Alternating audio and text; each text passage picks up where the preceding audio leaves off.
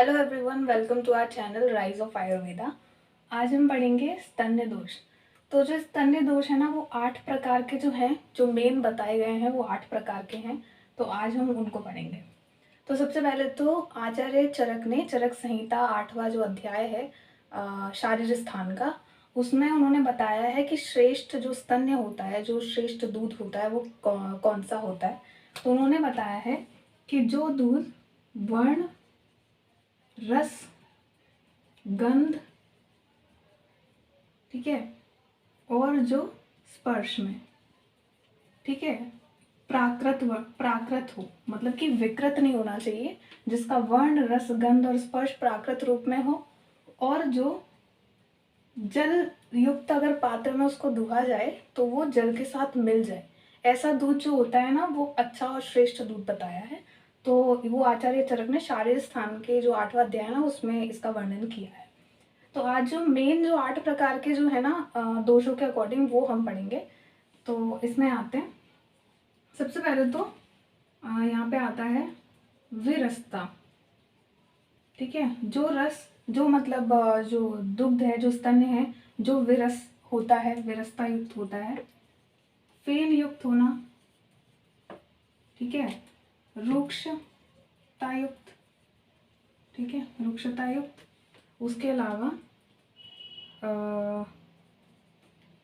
विवर्णता युक्त, जो विवर्ण हो, जिसका दूध का वर्ण चेंज हो, दुर्गंध युक्त,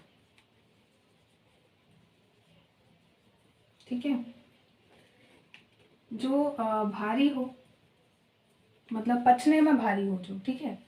उसके अलावा आता है पिच्छलता युक्त,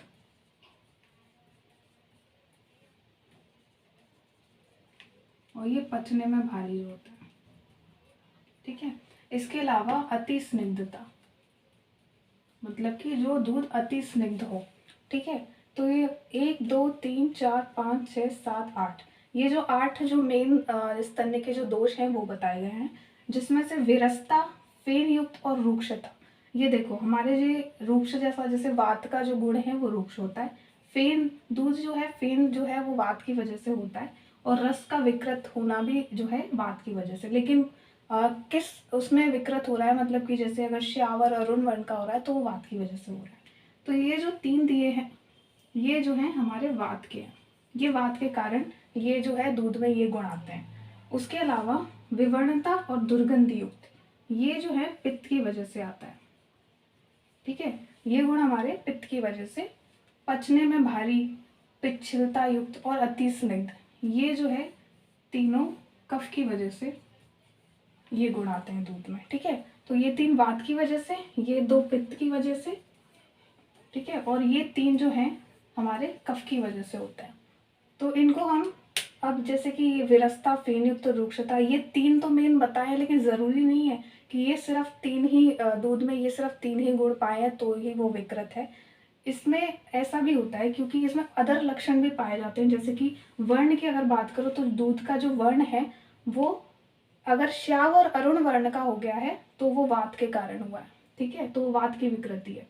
रस जो है, अगर इसका रस, मतलब रस तो मधुर ही होगा दूध का, लेकिन मधुर के साथ जो उसका अनुरस है वो चेंज हो जाते हैं। तो ये तीनों चारों जो चीज़ है ना, वो हम सब में अप्लाई करेंगे। तो वर्ण की अगर बात करें तो वात के कारण जो वर्ण है वो कैसा हो जाएगा, अरुण और श्याव वर्ण, ठीक है। अरुण और श्याव वर्ण वात की वजह से हो जाएगा। पित्त की वजह से कैसा वर्ण हो जाएगा, पित्त की वजह से काला, पीला, ठीक है, ऐसा वर्ण जो होगा तो वो पित्त की वजह से होता है। अगर ज़्यादा सफ़ेद अगर हो रहा है तो ज़्यादा कैसा, सफ़ेद, ठीक है। अति ज़्यादा मतलब बहुत ज़्यादा सफ़ेद अगर वर्ण हो जाता है दूध का तो वो कफ की वजह से हो रहा है। और ये जो है, अगर आपको वात, पित्त, कफ के गुण याद हैं तो उसकी वजह से आपको ये भी याद हो जाएगा, ठीक है।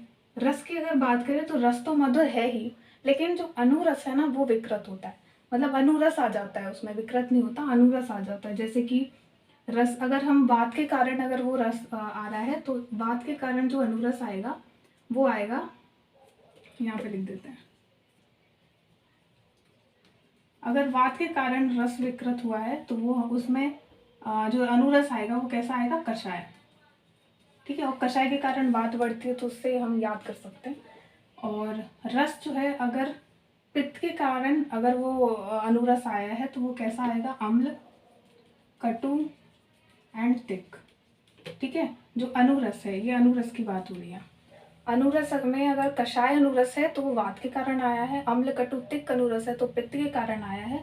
और अगर लवण रस आ रहा है, लवण रस युक्त अनुरस है दूध का, स्तन्य का, तो वो कफ के कारण आ रहा है। ठीक है, तो ये वात के कारण, ये पित्त के कारण, और ये हमारा कफ के कारण। उसके बाद आते हैं गंध।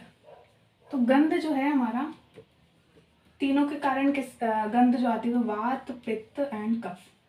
अगर वात की वजह से अगर उसमें स्तन्य में गंध ज्ञान नहीं हो रहा, गंध नहीं आ रही, तो मतलब वो वात की वजह से हो रहा है, तो मतलब इसमें गंध का परिज्ञान नहीं हो रहा है।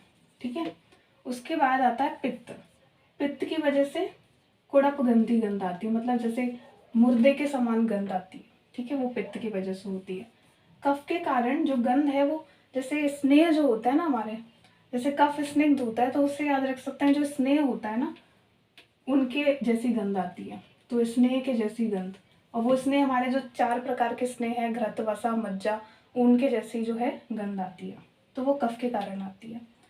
ठीक है, तो स्पर्शता की अगर बात करें तो स्पर्श रुक्ष जो है, रुक्ष होगा अगर वो अगर ज़्यादा स्निग्ध होगा, पिच्छलता युक्त होगा, तो वो स्पर्श से पता चल जाएगा। ठीक है, तो ये सारे जो है, ये 8 जो है स्तन्य दोष होते हैं जो मेन होते हैं। और बाकी हम इन ये जो 4 चीज़ें हैं इनको देखकर हम याद रखें। अब ये जल वाला जो आता है, इसमें हम कैसे करेंगे, जो अगर दूध जल युक्त पात्र में दुआ जा रहा है और अगर वो नीचे बैठ रहा है दूध, तो इसका मतलब है कि वो कफ गुण के कारण होता है, और इसका मतलब है कि जो स्तन है वो दूषित हो चुका है। ठीक है, और अगर जल में नहीं बैठ रहा है, जल में मिल रहा है, अच्छे से मिल जा रहा है, तो फिर वो शुद्ध दूध होता है। ठीक है, तो ये हम 1 2 3 4 5 ये हमारे, इनके अकॉर्डिंग हम स्तन्य को जो है बताते हैं कि श्रेष्ठ स्तन्य है या दूषित स्तन्य है, वैकृत है। तो ये हमारे 8 हो जाते हैं। ठीक है, अब इसमें एक और चीज़ आती है कि इनके लक्षण जो हैं वो कैसे आते हैं। तो लक्षण की बात करें तो जैसे विरसता, अगर दूध में वात की वजह से विरसता, फेन युक्त दूध है, फेन है, अगर दूध में रुक्षता आ रही है, तो उसके कारण क्या होता है, अगर रुक्ष गुण है तो मतलब उसके कारण क्या होता है, शरीर जो है वो रुक्ष हो जाता है। अगर बालक ऐसे दूध को पिएगा तो उसके शरीर में रुक्षता आएगी। फेन युक्त अगर दूध होता है तो क्या होता है ना कि फेन के कारण जो दूध है ना वो आसानी से निकल नहीं पाता। जब निकलेगा नहीं तो वो बच्चा जो पिएगा वो कम अमाउंट में उसके अंदर जाएगा, तो उसके कारण वो क्रश हो जाएगा, मतलब उसके अंदर उतने अमाउंट में दूध गया नहीं तो क्रश हो जाएगा, मतलब शरीर जो है दुबला पतला हो जाएगा।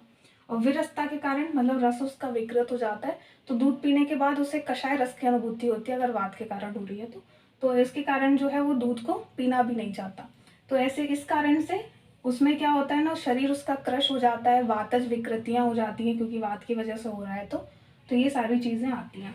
पित्त के कारण हो रहा होगा अगर, तो पित्त के कारण जैसे विवर्णता और दुर्गंधयुक्त, तो ये 2 मेन 8 स्तन्य दोष हैं पित्त के कारण जो होते हैं। तो विवर्णता, तो वर्ण जो है वो काला पीला ऐसा आ जाता है, और वर्ण को देखकर वो उसको पीना भी नहीं चाहता। दुर्गंध के कारण भी वो उसको ज़्यादा पीना नहीं चाहेगा, तो इसके कारण भी वो कैसा होगा, मतलब इसके कारण जो है उसमें पित्तज व्याधियाँ जो हैं उसमें होती हैं।